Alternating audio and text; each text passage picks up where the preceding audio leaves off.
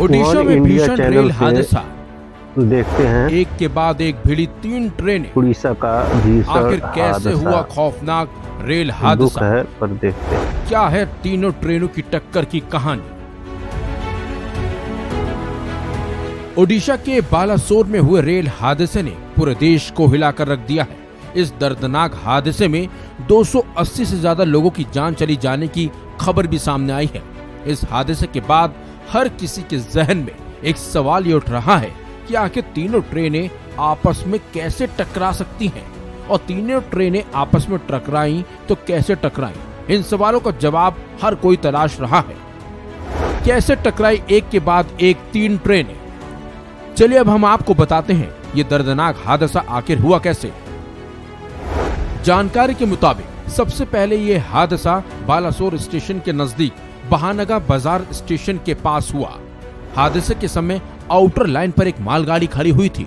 हावड़ा से आ रही कोरोमंडल एक्सप्रेस बहानगा बाजार से 300 मीटर पहले ही डिरेल हो गई। यह हादसा इतना भयानक था कि कोरोमंडल एक्सप्रेस का इंजन मालगाड़ी पर चढ़ गया। इसके साथ ही कोरोमंडल एक्सप्रेस ट्रेन की पीछे वाली बोगियां तीसरे ट्रैक पर जा गिरी। तभी इसी ट्रैक पर तेज रफ्तार से आ रही हावड़ा बेंगलुरु एक्सप्रेस ट्रैक पर पड़ी कोरोमंडल एक्सप्रेस की बोगियों से बहुत तेजी से टकरा गई और तीनों ट्रेनें हादसे का शिकार हो गईं। क्या रही हादसे की स्थिति? हादसे को लेकर दी गई प्रेस रिलीज में सामने आया है कि कोरोमंडल एक्सप्रेस के कोच B2 से B9 तक के कोच पलट गए थे। वहीं A1, A2 कोच भी ट्रैक पर पड़े हुए हैं। वहीं कोच B1 के साथ साथ इंजन पटरी से उतर गया और कोच H1 और GS कोच ट्रैक पर रह गए। यानी कोरोमंडल एक्सप्रेस में जान जाने वालों की संख्या और भी बढ़ सकती है। बेंगलुरु हावड़ा के इतने कोच क्षतिग्रस्त। वहीं बेंगलुरु हावड़ा मेल का एक GS कोच क्षतिग्रस्त हो गया था। इसके साथ ही पीछे की ओर का GS कोच और 2 बोगियां पटरी से उतरकर पलट गईं। वहीं कोच A1 से इंजन तक की बोगी ट्रैक पर पड़ी हुई हैं। हादसा हुआ, डर गए लोग। इस हादसे में जो लोग बच गए उन्होंने बताया कि टक्कर होते ही एक झटका लगा था और अचानक ट्रेन की बोगी एक तरफ पलट गई और कई लोग डिब्बे से बाहर निकलकर ट्रैक पर गिर गए थे। सुनाई दी धमाकों जैसी आवाज।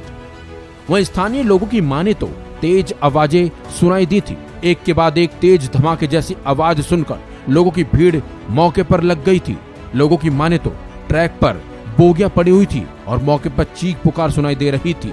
स्थानीय लोगों का कहना है कि घटनास्थल की तस्वीरें देखकर उनकी भी रूह तक कांप गई थी।